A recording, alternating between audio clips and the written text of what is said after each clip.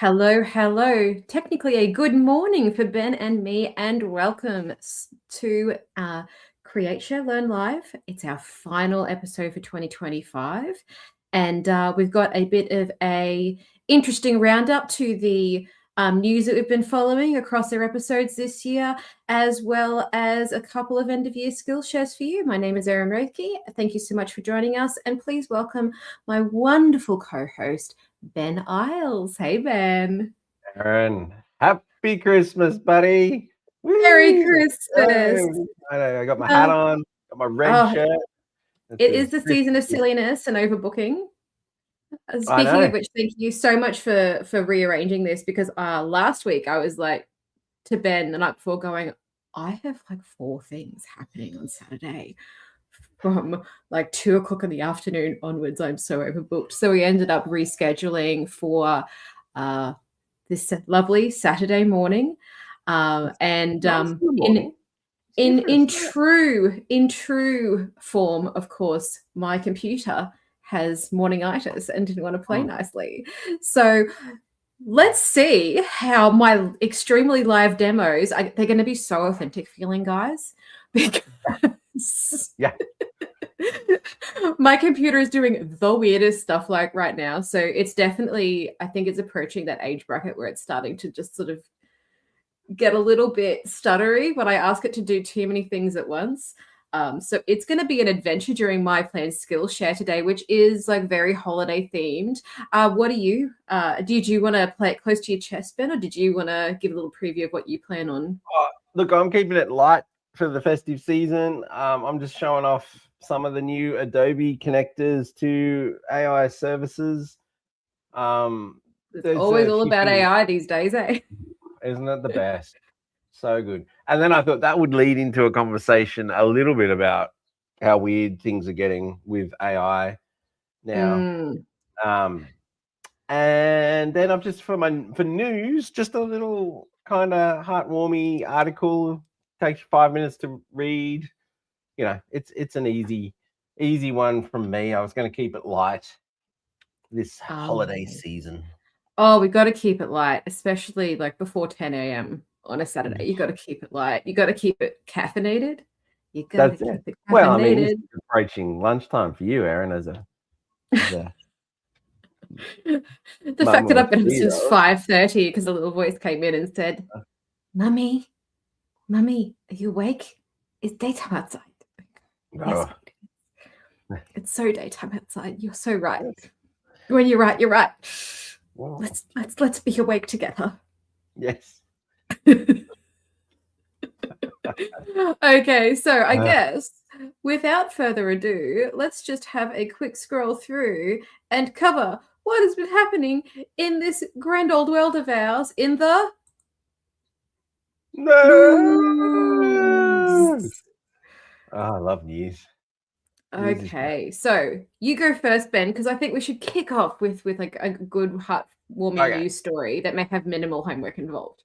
Okay, so I know it's got definitely tear-jerk potential, but I'm not going to go too far into that. But let me push some buttons here and share my screen. I'm going to open. Oh, I know what I need to do. I need to put that one over there. This one down here. Look at me just like, thanks for chiming into the live stream where Ben just kind of like just talks at himself about. That's like 90% of the creative process, though. Is just you just mumbling gently to yourself, or sometimes not so gently. Right. So I'm just going to share a tab. I'm getting wild. All right. How does that look? Yes. Okay. So Petapixel. This is a news site just about photography. And on it, they do everything from good camera deals to pretty heavy kind of articles. There's stuff about, anyway, this is the Nick Ut, did he take the photo or not thing. They've been covering that for a long time. That's a story for another day. This is cute. So this is, you know, there's a lot of these photographers on TikTok where they'll wander around, take cute photos of people, quickly print it, and then give them a copy. And most of the time you're like, okay, that's kind of nice. But in this particular instance, this dog was family, been in the family for a long time, wasn't going to be around for much longer, unfortunately. So they were taking him for a walk. This guy just took a nice kind of respectful distance, cool looking bridge photo, printed it, gave it to him, and then, obviously they were very appreciative of it, given the scenario. It's just another good little reminder that you can, you don't have to be, photographing war zones or things like that to do good with your camera. You can just by doing a little act of kindness like that, taking photos with permission at your school production, you can do a lot of good with your camera. Absolutely. With not tons of effort. And that's my news. Yeah, I know what you mean. The permission thing, like my kid had her first ever like dance concert that was one of the things that was on last Saturday. Yeah, wow. And it was hectic and crazy and wonderful, as you might well expect when you have 2 and 3-year-olds getting up on a stage for the first time in front of a crowded room full of lots of people that they don't know. It's like the parents of other kids. We don't do like a competitive anything with her, because that's just like, let's not feed the beast too early, hey? But it was one of the things that it was killing me inside, Ben, as you could probably appreciate, that I respected the dance school's request to not take photos or videos during the performances. Keep your phones away, right?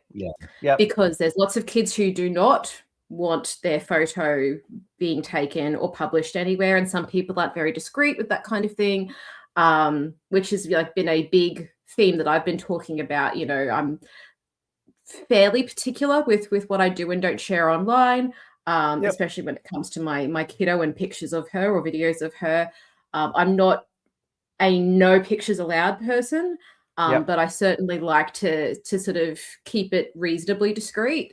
But oh God, it was such good value. And if I was standing there and I'm going, if I had my DSLR right now, I would be getting like the best pictures. And I was like eyeing off the stage, going, I got a video rig over there, and it would just be gorgeous.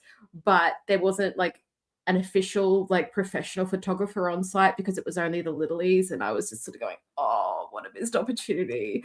And so I was like saying to like the director of the dance studio afterwards, like, if you don't have an official videographer, like, I'll bring my DSLR, I will hand over the SD cards at the end, like, so that you can go through the pictures first, like, but please next time, like, let me know and I will cover this, because it was gold. Like some of because like little people, when they're doing anything, it's just comedy gold. So funny. Like we grew up with like Funniest Home Videos on the TV, where and it's like you have the funny moments like that, you have like the really bittersweet moments like you were talking about in that article.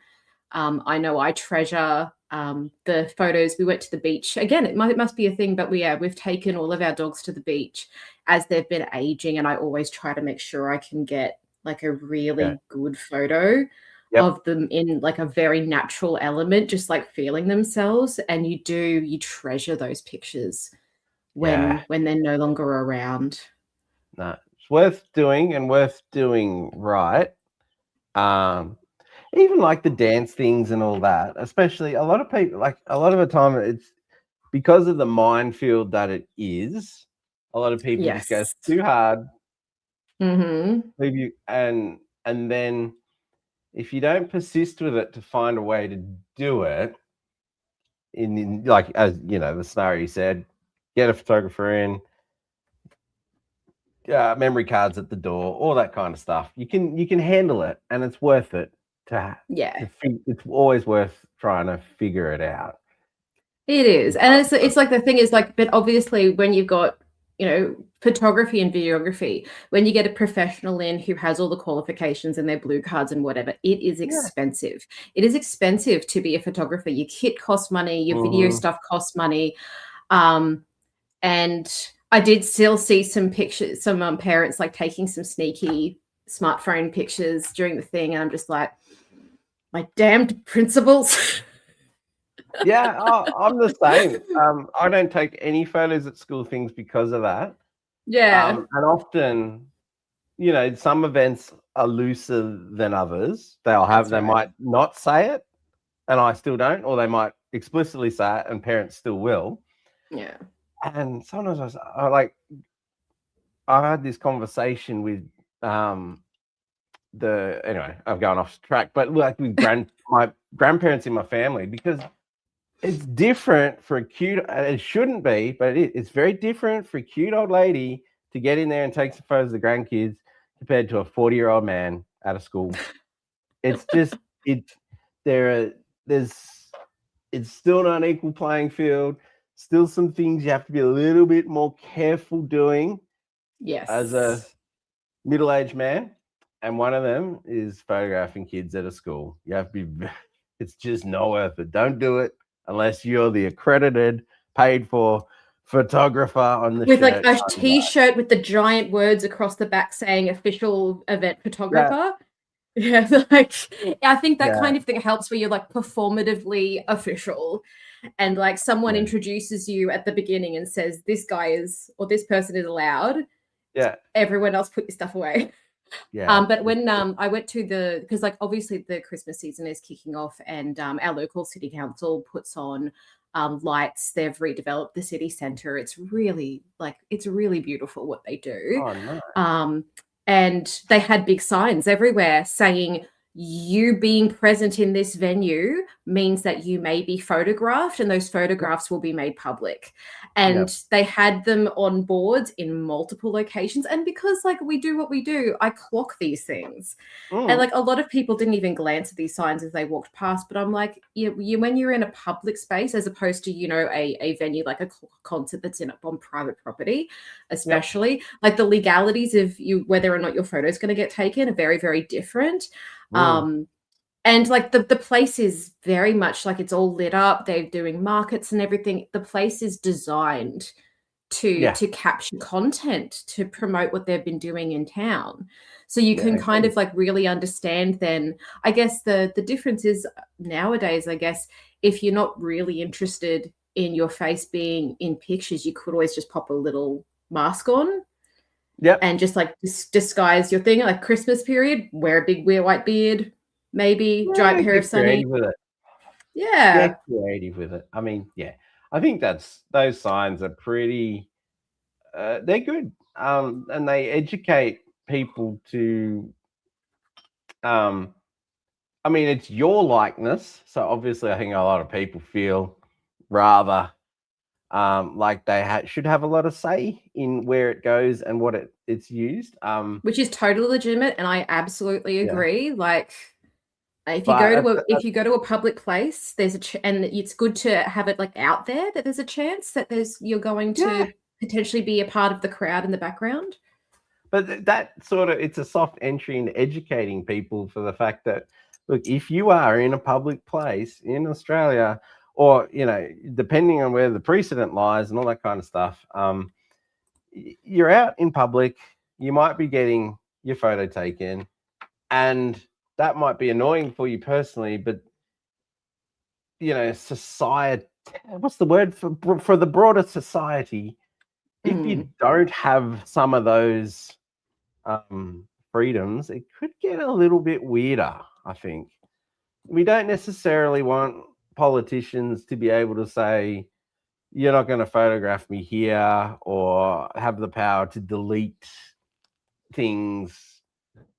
Yeah, there's sometimes the media does good stuff, and we need them to have the vehicle to do that. Sometimes they That's don't, but exactly yeah. right. Anyway, Well, and it blame is it's off. an interesting conundrum because Yeah, you have the right to your privacy, but then when you go into a public space, especially a space that's been set up for performative use, yeah, whether or not you still have those same, like the fact that you might be spotted in the background of a picture is very different to like, if someone puts a camera in your face. And I think it's the nuance. It's always so hard to negotiate. But we have to, as creatives who take photos and videos and create content, we have to think about this stuff. And thinking about your rights to your privacy and whether or not everything is performative is a great segue into my news item, which is now the social media the social media age restriction is now in full effect. They've made a point of saying it is not a social media ban. Fair enough. Very, like, literally quote is like, we're not banning social media. We're just trying to limit the age at which people have access to it. Now, right. There You're not banned was from driving. You can't do it till you're certain. You're just not old enough yet, right? Oh, yeah. So what was interesting in like the days and weeks that between the last episode and this episode is that there was like formal legal challenges by conservative political people that were saying that, you know, it's removing the young people's right to participate in like political communication. Like they were trying like different angles to I kind of feel like trying to ride the notoriety of a world first social media age restriction initiative. Yeah. I mean, there were some people saying, well, my kid could work at Target at 15 years old, but now they can't be earned from the reviews on pencils. Interesting. And I think the most interesting thing about it for me as a parent and also as somebody who works for an education institution and who works in media is the idea that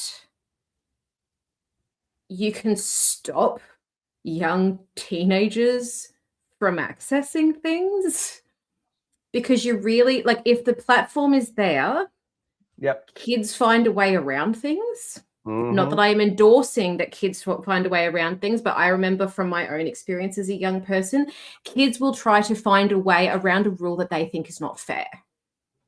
And I think that is moving forward going to be like the biggest challenge for our government if in trying to enforce this ban and trying to get the cooperation of these platforms is because I've been following it on the news. Obviously, there's been a huge uptick in other non-listed apps for the social media age restriction because basically young people are just platform hopping, trying to find the next thing before it gets banned that will still let them get on there.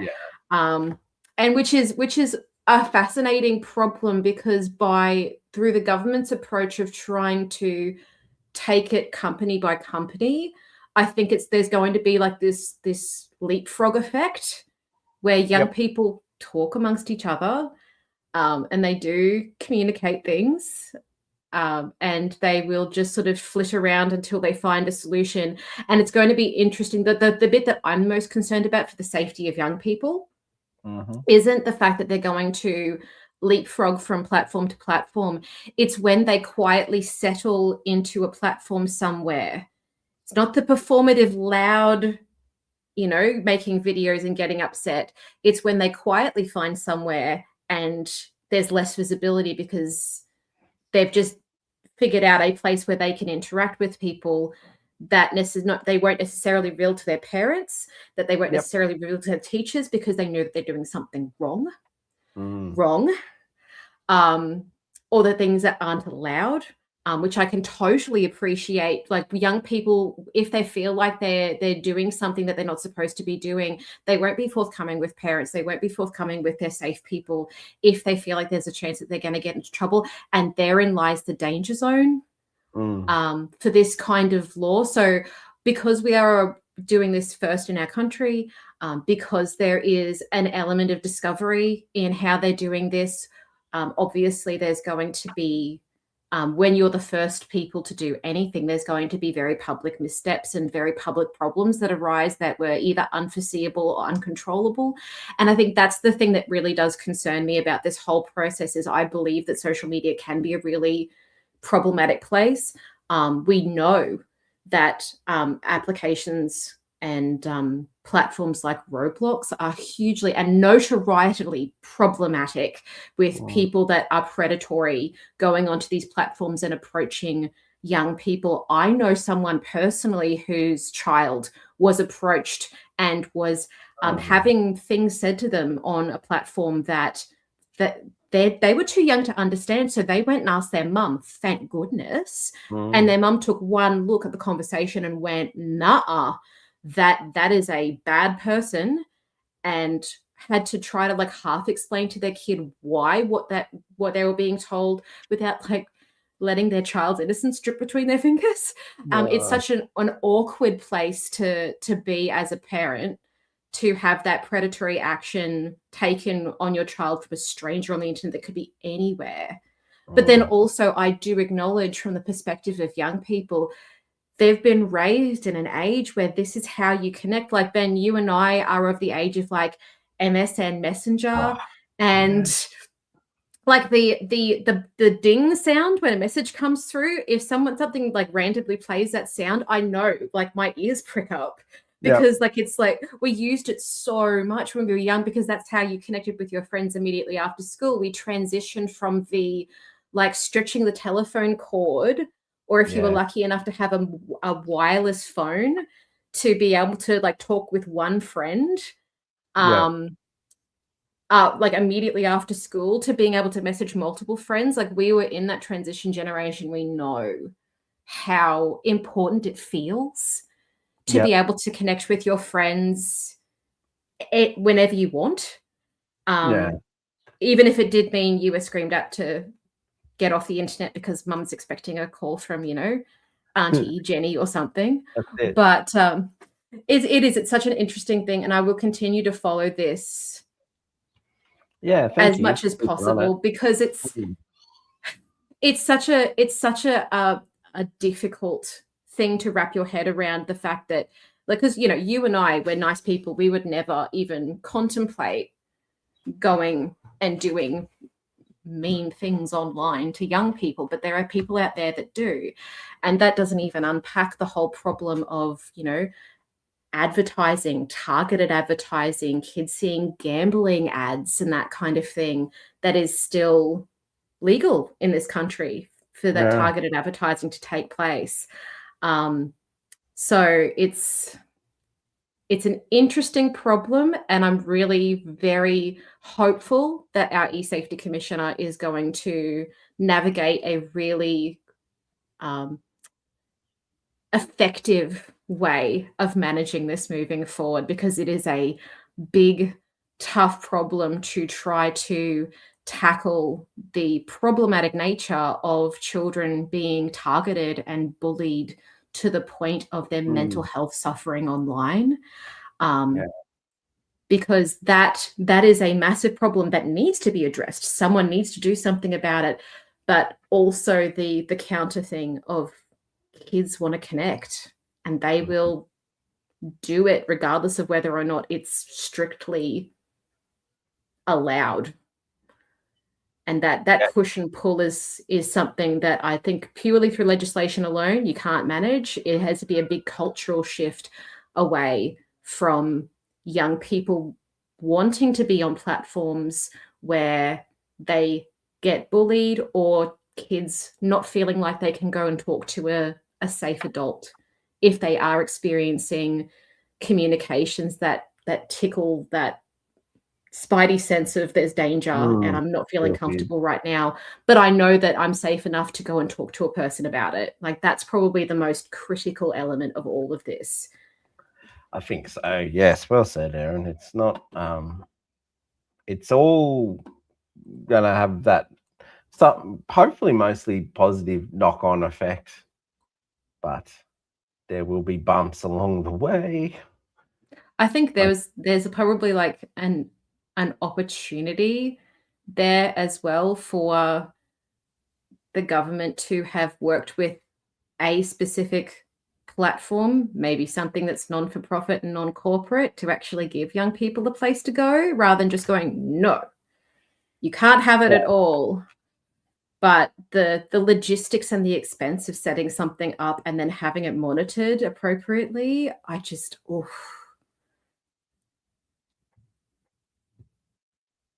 bless you. That was a very poorly timed sneeze at that Hey, very. but a very well timed mute to smother the sound Oh, of the sneezing. So you did great. could you imagine if I didn't catch the mute and punctuated Oh, that very serious point with a big it would have just cheapened it, and I'm really sorry. it depends on what pitch you hit when you sneeze, man. Yes. Oh, that came out of nowhere. Okay, so light and beautiful news item from you. Deep philosophizing. It's too early for such big words. Deep thinking from me about the problems of the universe. We need a bit of deep thinking around that, and parents can't. We can't necessarily as parents go, social media is sorted now for our kids. What's the next problem? It's still going to be something. The whole infrastructure around, not infrastructure, but you know what I mean, that safe space for kids is probably the thing that's going to be the thing everyone needs to focus on ultimately anyway. But yeah, it's a social problem that has social solutions. The fact that technology is involved is secondary to that. And I'm saying that as a young person who was bullied at school because I'm a bit of a weirdie. And I'm at peace with that in my 40s. As a 12-year-old, not so much peace. It was terrible. And there was no digital element to it. It was just going into school, hating it because of the social dynamic. But, I did the 90s kid thing. I went and hid in the library. And now I have an amazing vocabulary, so it's all good. But I also, jokes aside, I got through the other side of it by the skin of my teeth because I did have a parent who I could talk to about it. But also she was pretty powerless to do anything about it because kids are going to be mean, especially young girls, in my experience and my personal experience. So it's a tricky thing, but I did have a safe person and I'm eternally grateful for that. But it was a close thing. It was not an easy thing. And if my kid was to go through the same thing, I'm not looking forward to prepubescent girl politics. Let me just say that that is fair. Yeah. So moving on from very, very serious deep thinks, let's now go on to our Skillshare component of our show, which is called That's Neat. I love that. Best slide. Okay. So, Ben, did you want to go first? Yeah, mate. I will push some buttons and get this rocking. It's a pretty simple, nice one today. Not going to be without its own little bit of conversation. But I don't think I need to share audio. Oh, I might. Sorry. More talking out loud. Isn't it great? Does Erin want me to share audio? It's what the people come here for. All right. Cool. So a development has happened in the world of ChatGPT and Adobe. I saw some of it happen a few months ago, and a little bit more has happened. But effectively, we're now at this place where we can just stay with me, Erin. Stay with me, okay? I'm still not convinced on the why we need this. Let's put it that way. I think a lot of technology stuff is being released at the moment. It's like, who asked for this? So someone asked for this. And I'm only on a free ChatGPT. I have not paid extra for these guys. I think they've got a lot of money coming their way at the moment. I don't think they need yours. I think they're doing all right. But free experimentals is where we live, right? So I'm in the free plan. I think I am logged in, and I'm also logged into my Adobe account. Now, what we can do is basically what we're going to do. I've given it a photo, and I've said use Adobe Photoshop. Then I'm going to type some stuff, and then stuff's going to happen. Not a lot of stuff. They're still adding integration and options, but some stuff will happen. Now, to get this rolling, if this sounds exciting to you, you're in your chat GPT, you come down to your little icon, click on that, settings, apps and connectors. And then from this list down here, you can turn on some stuff. Now, my stuff I've turned on is Acrobat, Express, and Photoshop, but you're not limited. There's a few others in there too. Yeah. So once you've got that all hooked up, we can use some Photoshop vernacular here to work on this photo, which if you look at it here, it's a fine looking photo. It's a bit flat. It's got some problems. So let's work on boost exposure and contrast. Because it either looks like it's just shot. It's either underexposed or it's just shot past the optimum golden hour, or Pretty a much. big old cloud has come over. Yeah. And messed with the contrast. So pretty much. So it's not. There's plenty of info in the file. It's just a bit. I'd call it flat. Yeah. So now ChatGPT is driving my Photoshop, and it's going to cook for a bit, and it's going to give us some options. Now, these aren't strictly speaking regenerations, which is a good thing. So they're not just going to recook the photo entirely. But if we look through them, we can say that's the current. This is the one with the exposure boosted. Now, critically, what I think is kind of nice is it's brought some sliders from Photoshop over here so we can kind of take it a bit further from here if we wanted to. So we can play around with that one. It's also kicked us off with just a straight up contrast adjustment. That's not what we want. Yeah, it's probably somewhere in this exposure one. Okay, so right now, it's the AI is showing its homework, right? Yeah. It's showing the formula. So it's making changes, but it's actually introducing you, instead of like doing them in the background, just going, here you go. It's actually going, okay, so I've changed stuff, and these are the levels that I've changed. So you can start to learn it on your own. And yes, so that's a good thing. Because usually you just get this black box of crud, and it's not. Sorry, did I say that? It's often it'll mess with the resolution. It'll change the lines of the road. It'll do a whole bunch of stuff. It might do it really well on the close inspection, but to have this level of control is progress. Mm-hmm. And I'm also along the way learning about exposure whites and blacks and how they relate back to Photoshop. I'm not suggesting someone who has experience in an editor would find this faster, but I think it's interesting. Anyway, just to put a pin on it, once you get to this stage, if you're happy, you download it, great. Or you can go open in Photoshop.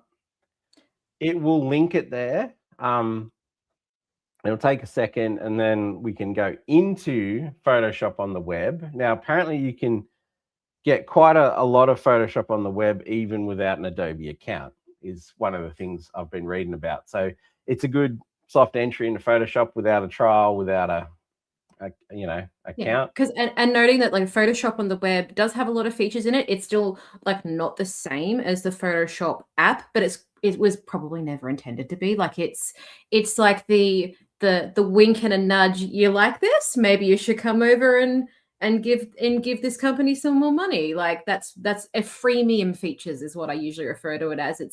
It's not premium, but it is free. So have a play, and if you like it, then you can decide where your money goes.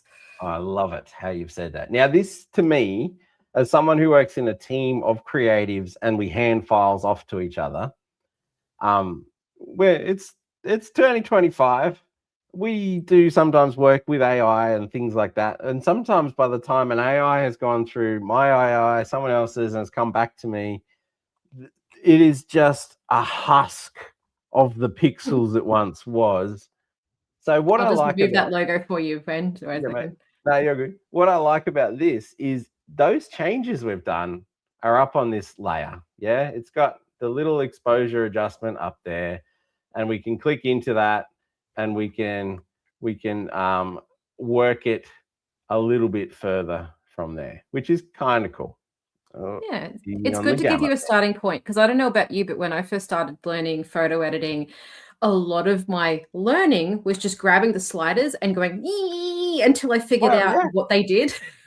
I mean, it's that evolution of auto mode. You can go into ChatGPT, you can say, fix this photo, bro. And then it will start to suggest some sliders to you, which I don't hate. I don't mind that at all. Once you're in here, you've got access to all the good stuff, your retouching, your remove brush, your generative fill, all the proper good stuff.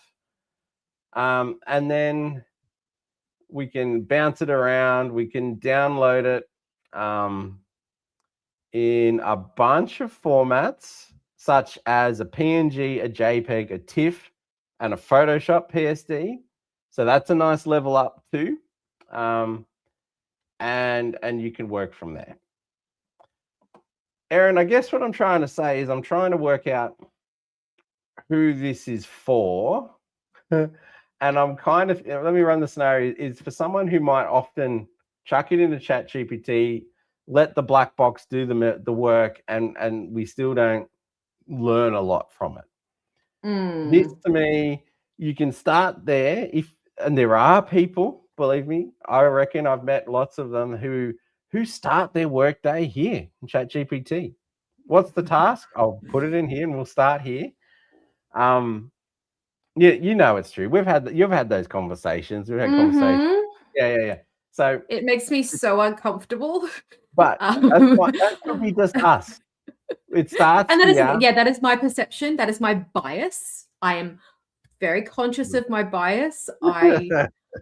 But at the same I'm time, so with I you, mate. spent a lot of years specifically learning critical thinking skills and like and curating my independence of approach and take a lot of pridefulness in that. I'm so with So you. maybe it's an ego thing. It could be. My thing is I see the value of AI. I don't like it doing my thinking for me. I would much rather AI fill out that spreadsheet, you know what I mean, than this kind of stuff.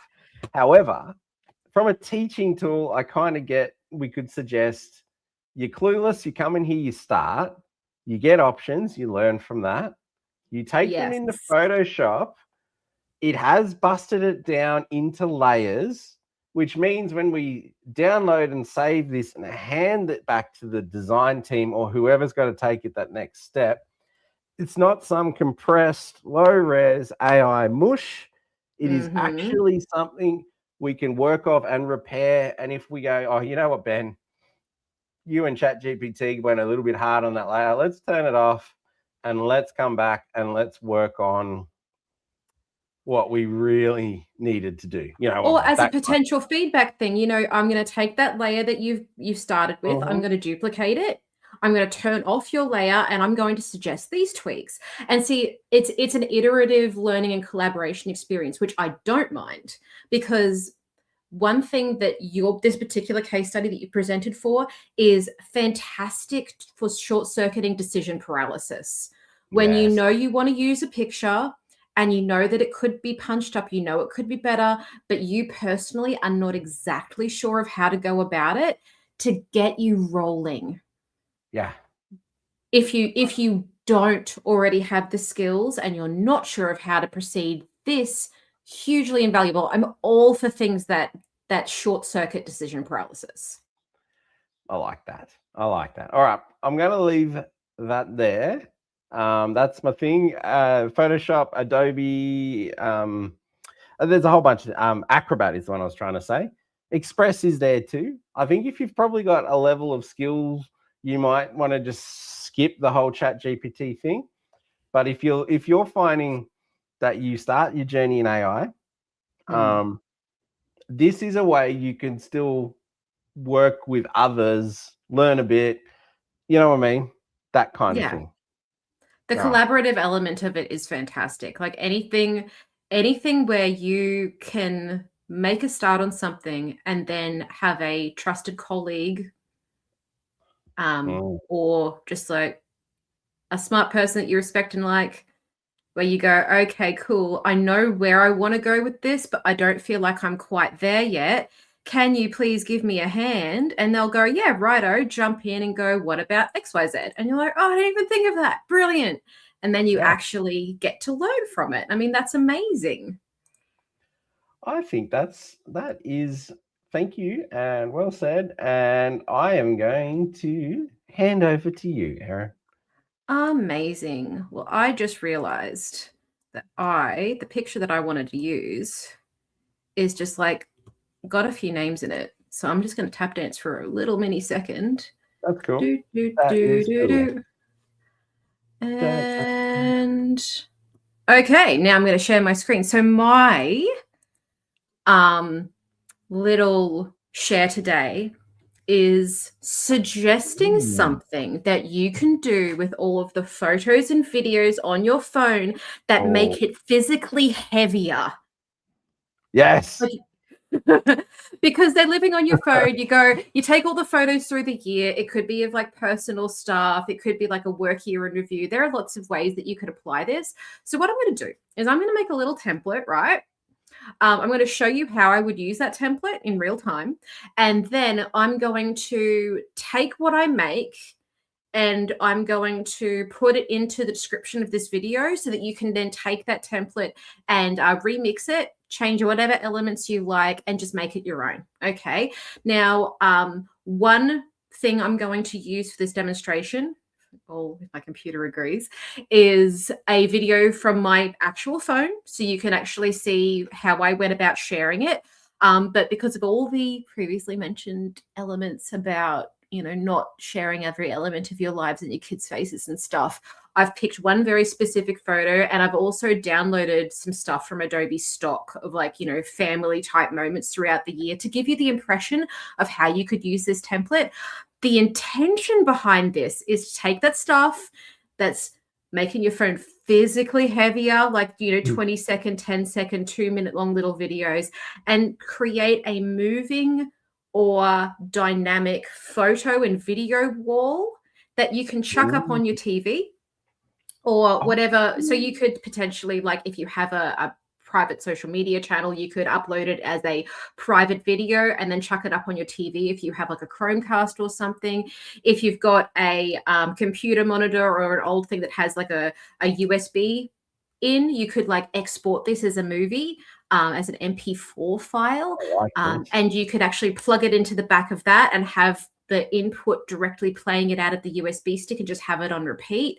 But it's basically, the idea is like a moving photo wall. You can see like online, there's a lot of manufacturers that make photo frames that you can buy people that you can then like flick the photos to them. And it makes it easier to share photos with your family and stuff. This is a super cost-effective version of that you can DIY. So let's DIY together, okay? So as you can see on this screen, I'll just zoom in a little bit. I've gone to the share button on my phone device, right? I found the video that I want to add, and I've hit that, smash that share button, which is like the little arrow that's pointing up, right? I then went, because this particular phone is an iPhone, I then went to the copy cloud link option. Wait a second, I unshared, silly me. The copy cloud link option. And to make life easier, because I am cross-platform right now, so I've got an iPhone, but I work off of a PC, right? So I don't have like a convenient way of like really quickly and easily getting those pictures onto my device. I do not have the Apple software installed on my PC because it makes it have a gigantic heart attack, because I have many, the hard drive, the volume of photos and videos that is on my phone would max out the hard drive on this laptop. It would not survive. So I can't have it directly connected. So this is also something that you can do to send photos or videos if you don't want to use a social media platform like Messenger. That you could actually get this, because the whole point is getting them off your phone and onto the device that you're going to use to then build your photo wall, okay?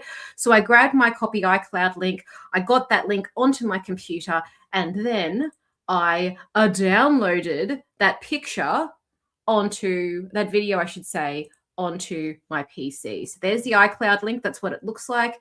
And I'm going to hit that download button. Right. Boop. And it couldn't be downloaded due to a server error. And that is okay. Forget that. Let's go back over to the actual template of things. So I've done it a million times. I use it for work all the time when I like capture stuff on my phone and then have to pull it onto my work PC. What I'm going to do is I'm going to use something that I prepared earlier. I love it. And I am going to use some Adobe stock that I have downloaded onto my computer. As you can see, my computer gets used mostly for this show, but there is a couple of little bits and bobs that I've pulled off of the free Adobe stock that's available. And just to refresh y'all, if you are looking for stock for your projects and you would like to use something that you can legally use, stock.adobe.com, and use the search for free when you hit that landing page. Okay, that's probably like the best resource of things that you actually have good. Like disclaimers and waivers. So there's lots and lots of options here, but there is a lot of options underneath the free thing. So I was looking up, sorry, just to add to that, if you're thinking, yeah. Well, we were looking up motorcycle vectors, and we found through about 3,500 just in that niche area. Not 3,500 resources on motorcycles, just vectors. Just vectors. Wrap your head around that. And that's the thing. There's the little vectors thing. I'll zoom in a bit. There's the little vector ones. And these are all sitting under the free filter, but you can search by images, videos, templates. Like there is lots of things that you can access that are offered by free on Adobe stock. This library does change, but as long as you've got a profile under the Adobe landscape, you can 1,000% go in here, download your stock, curate this, and use this for your projects. You just have to be a little bit mindful when you're grabbing stuff as to what the licensing is. And I have spoken about that previously, but like that one's pretty cool. It's like a twinkling lights effect with little bells, right? So if I was to click that, I could use that for a project. But the brilliant thing, so it's got an enhanced license type. So if you want to look at the details of what you are allowed to use and not, I think it's like most of the licenses are like 100,000 views. So if you're planning on going super viral with something, they might get a little bit twitchy if you are using all of their free stock for stuff you're trying to make money off of. But like Ben and I are never going to make money off this show, so we're all good. Now, the good thing about Adobe stock as well, especially a lot of the free elements, is that they are actually available in the Adobe Express app. Whoa. See, my computer is being weird. Okay, so what I am going to do, right, is I am going to start a new project. So I'm going to click that little plus button at the top left of the screen there, just because I did it real quick. There she blows. Plus button, and I want to make a video. And because I want to display it on a television, I'm going to make it a widescreen video. You can see there as well, it says 1920 by 1080. So that's a pretty respectable resolution for like the size of my TV, which is we do not have a ginormous TV in our house.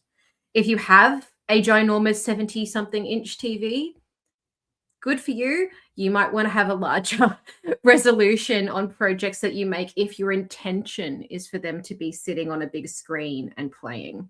So what I've got my blank canvas now for my video project, right? So I will also note to you that my profile actually is a premium license profile for Adobe Express.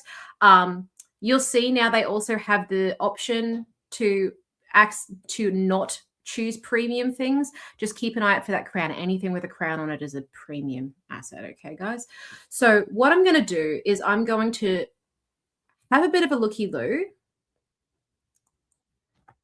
Oh, look at that lag. Stay with me, computer. Come on. You can do it. I believe. Okay, stop suggesting things, computer. So it's going through video templates. So Some of them are Christmassy, some of them not so much. I'm not going to start with a template. I want to start with my own stuff. I want to add content. Now, they have recently moved this button. It used to be like separate elements, like all the way down this left-hand side, but now we want to add content, okay? So I'm going to go media. And now there's also still a search where I can actually tell it to search for Christmas type videos. And let's see if we can spy the same top results that came up in stock in this little area here, right? So I'm going to click view all and here's some, they're not the same, showing in the same order, but see, there's that little one with the flashy lights and the bells, right? So there's an option there. So I'm going to click that. And you can see it's only 20 seconds long, but I am pretty suspicious that if I was to duplicate this over and over again, because it isn't a really complicated animation, I'm suspicious that it would actually loop pretty well. Okay. So what I'm going to do is when I get my main content added, I can then duplicate it and I'll show you how to switch out the videos. Okay. So the next thing I'm going to do is I'm going to take my downloaded family moments from the year, and I'm going to take my downloads folder, which is where they're sitting because I am a file goblin, and I'm going to drag and drop that video over onto my little animated canvas. Bam. Nice.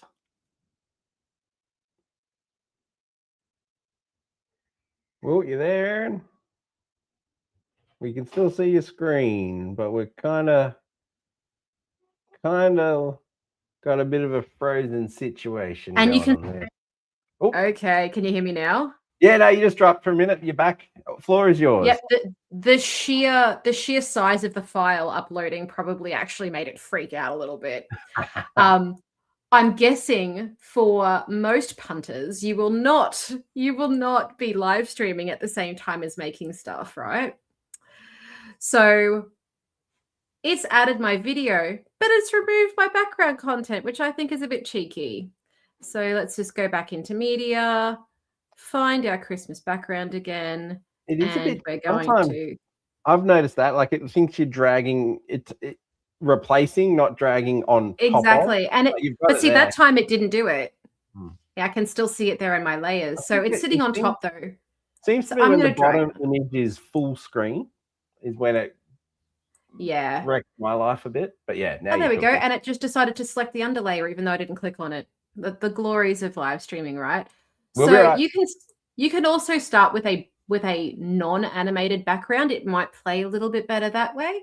But you can see now I've got my family moments video sitting there in the foreground. I've got my background of twinkling lights. So if I was to just quickly, okay, stop it, mouse. There we go.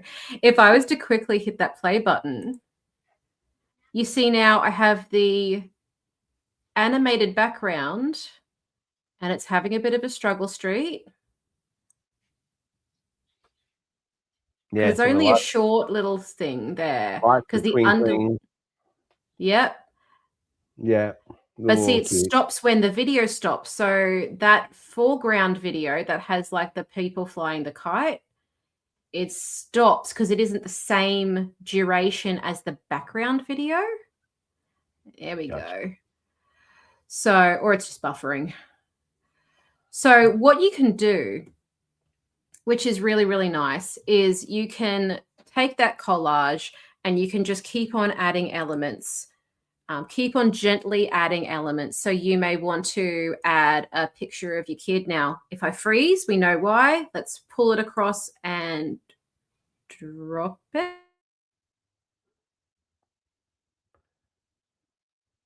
That's it. You're frozen, but I'm sure you'll be back soon.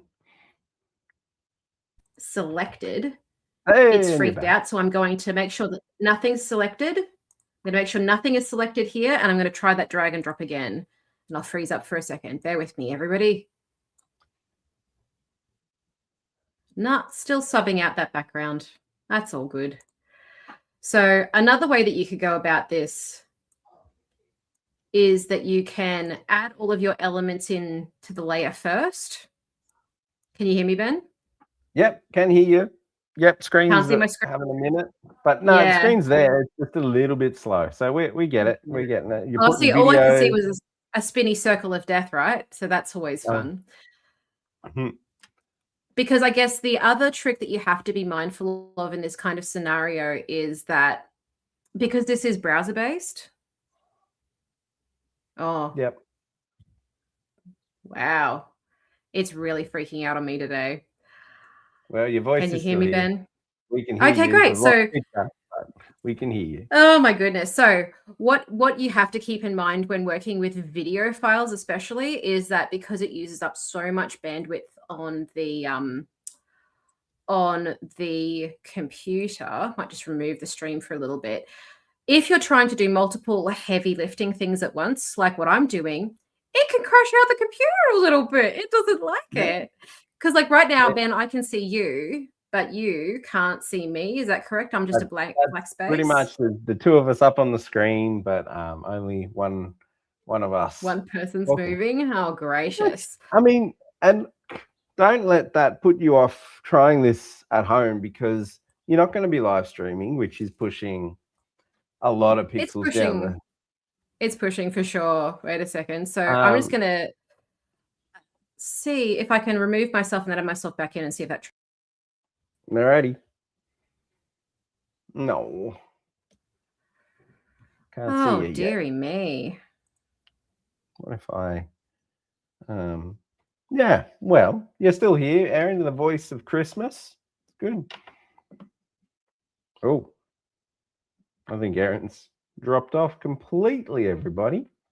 Let's give her a few minutes to see if she comes back and go from there.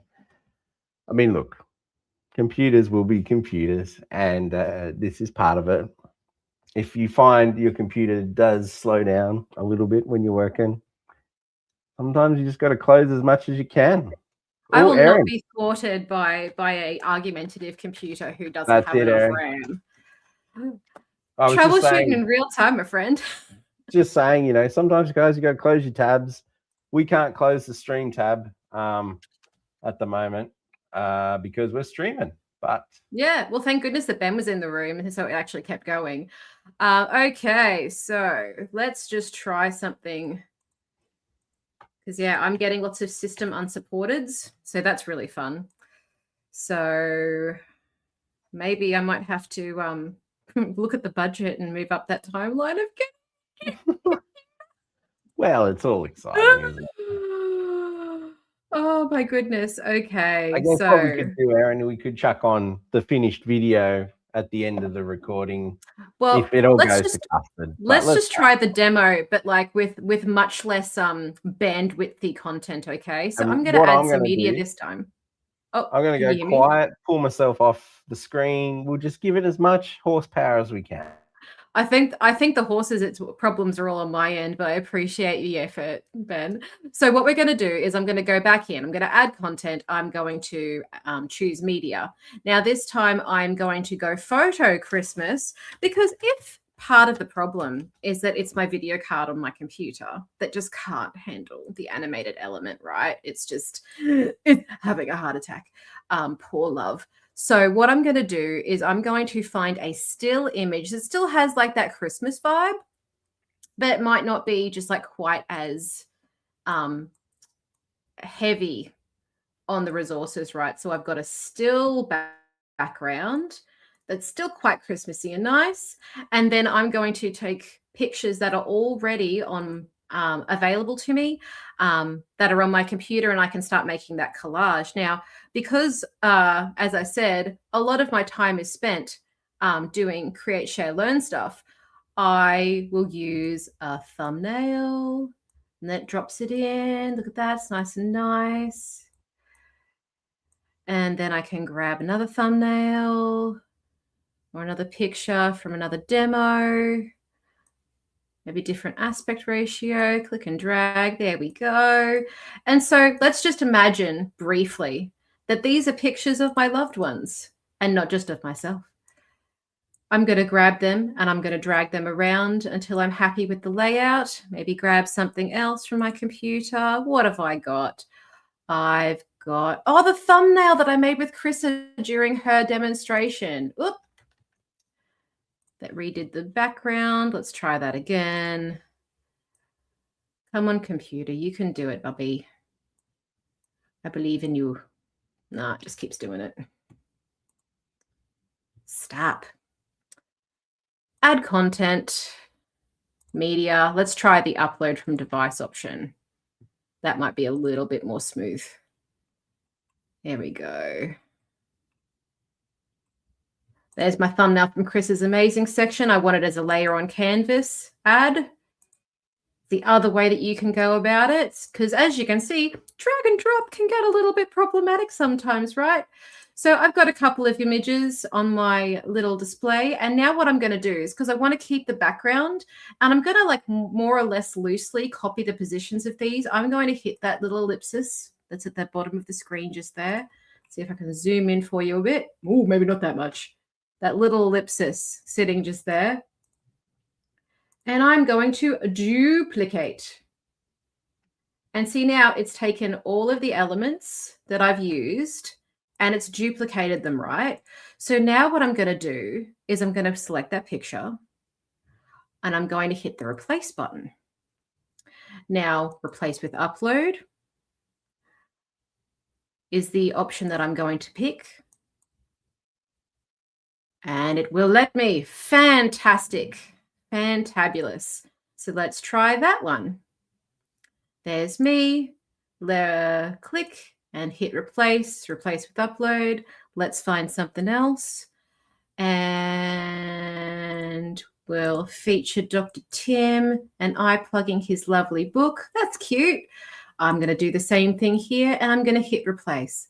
Now, the reason that I'm demoing it like this is that you can basically work your way through and add things that you've been working on, add things that you feel are really important.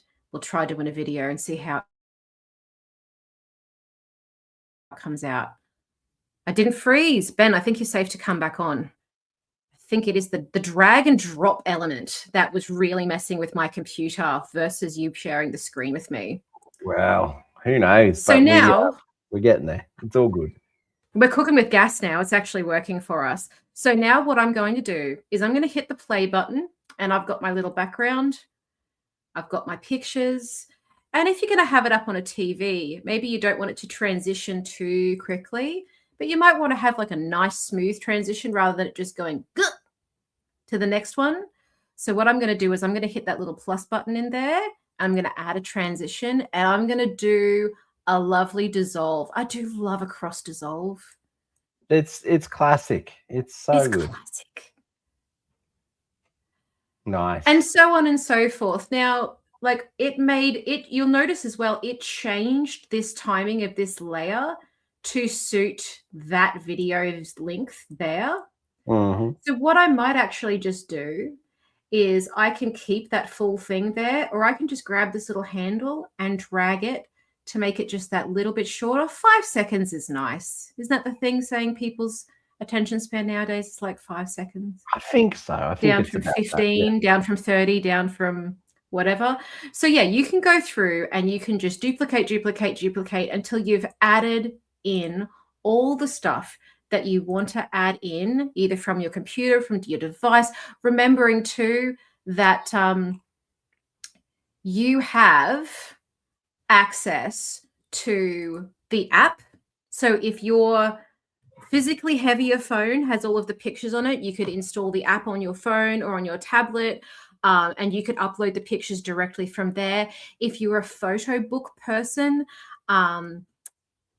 you could always use this to create a visual photo book that you can then display on your TV.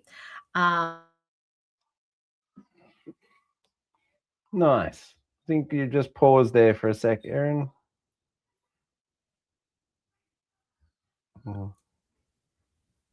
It's the adding in of the high quality videos that's doing it. It's not right? loving it, is it? So if you were to change the ratio because the previous picture that you had was square, but then what you're replacing it with, you want it to be a rectangular video or a portrait video, you can just use those little bars and drag it around until you have yourself a lovely little moving photo wall that you can chuck up on your TV for the season. If you feel like being really fancy, you can even go to add content and add some elements and find a picture frame or some little bits of holly or a little bit of tinsel. Let's try some wreath or garland. Garland would probably be better. Let's see how much Judy Garland stuff comes up. Oh, not too much. That's all right. Let's have a look. Oh, there's some nice design assets. Let's pick that. Ooh, and we can add a little bit of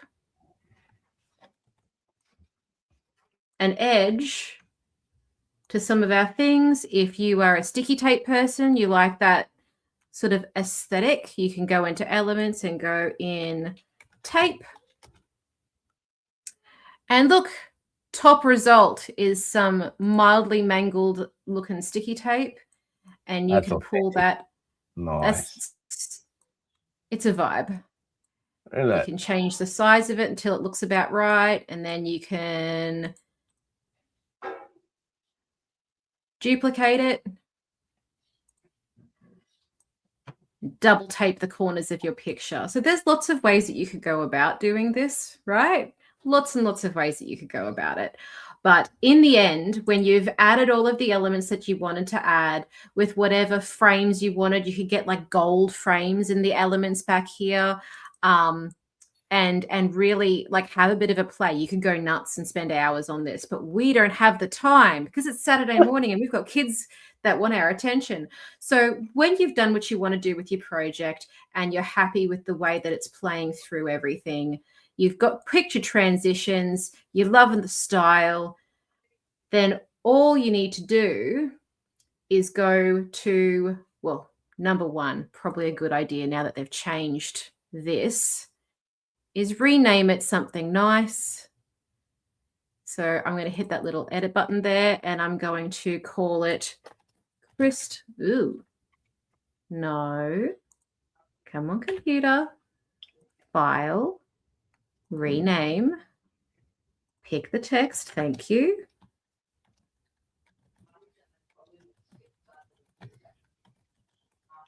So you could use it as your year in review. You could use it as, if you're a teacher, you could make a photo collage of the students throughout the year or their projects, and you could share that to a portal, a secure portal, so that the parents can see it. There is lots of applications for this particular thing.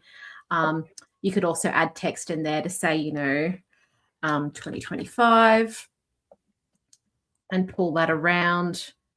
Have a bit of a play, might come up with some recommendations. You can do all sorts of crazy stuff. There we go. So once you're all done, you've named it something meaningful, you've added in the elements you want to add, you want to go up to the download folder, right? If you want it to be a moving photo wall, download it as an MP4. If you've got a quote unquote nowadays small TV like mine, 1080p is fine. If you have a TV the size of the moon, you could go up to 4K to get that real crispy quality, but 1080p is fine. It's a much smaller file size as well. And you can download that to your device, local download, and it's schmick. You're golden. You can then do what I said at the beginning, stick it on a USB stick. If you feel so inclined, you could upload it to a social media account that is plugged into your smart TV, and make it private so nobody can find it except someone, if you're logged in, you're the only one that has access to it, and you can just have it playing on repeat on your TV. There is lots of different ways that you can go about it. But yeah, definitely get amongst it. I will do a more polished version of this with like some little bits and pieces of like elements where you can do that left click and replace trick. And I will stick the link to that template into the description of this live stream once we're all said and done. And then, yeah, if you wanted to tag us on social media and just tell us how you used it, whether or not it worked, any recommendations for how you might have fixed it or made it easier for you to share it with, older relatives if they have one of those like digital photo frames that will play a movie. That's a great gift idea for them if they're always begging you for pictures. Then you can like present this to them on a USB stick, which are really expensive nowadays, actually, and tell them to plug it into their device. Let us know how you go. And yeah, that is my final share. Memories of 2025. Wow. Show us your What a projects. finish. What a great thing. Well done, Erin. On That's that excellent. note, I think we are done skis, Ben. Whew. This hat's getting hot. All right, mate. Well go done. for the antlers next time, my friend. I think that's a much better idea. It's a much cooler, much more compatible with Australian summer Christmas. Yeah. Mate, it's been fun. Thank you for a very fun year of doing these. I've learned lots, and yeah, me too. We'll see. That's the thing. You are the Photoshop. Like you've forgotten more than I've learned. So it's so great to have you, and you're keeping your finger on the pulse too, which is amazing. So like I'm learning stuff from you. We're having a play. We're having deep philosophical conversations about the nature of work, morality and rights to your own images. Yeah, absolutely. Yes. It's all happening here. It's been a lot. So thank you so much for joining us. For those who are watching, we appreciate your viewership. And join us in the new year. We'll have a bit of a discussion offline, Ben, and we'll figure out if and when our schedules align so that we can figure out when we're going to do our January episode. That's it. Sounds good. Because I think Erin. doing it on like the first weekend after New Year's might be possible, but it's a busy time of year. Let's see. Hey, let's see. We'll pop it up on our channels and let you know when the next episode will be coming up. So thank you so much for joining us this year. Thank you, Ben, for being a wonderful co-host. No, it's been fun. Thank you for everything. Yeah, thanks, man. And everyone take care, and we'll see you in 2026, which is wild. See you later. Bye.